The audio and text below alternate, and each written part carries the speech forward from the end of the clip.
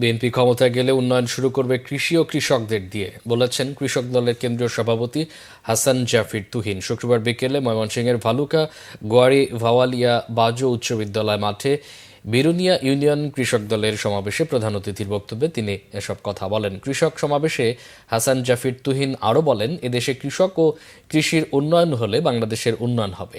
BNP ক্ষমতায় গেলে কৃষকের সমস্যা থাকবে না, 12 মাস তাদের মুখে হাসি থাকবে। কৃষক দলের সভাপতি বলেন, দেশ ফ্যাসিস্ট মুক্ত হয়েছে, এখন গণতন্ত্র ও ভোটাধিকার নিয়ে যেই ছিনিমিনি খেলবে তাদের বিরুদ্ধে রাজপথে নামতে প্রস্তুত থাকতে হবে।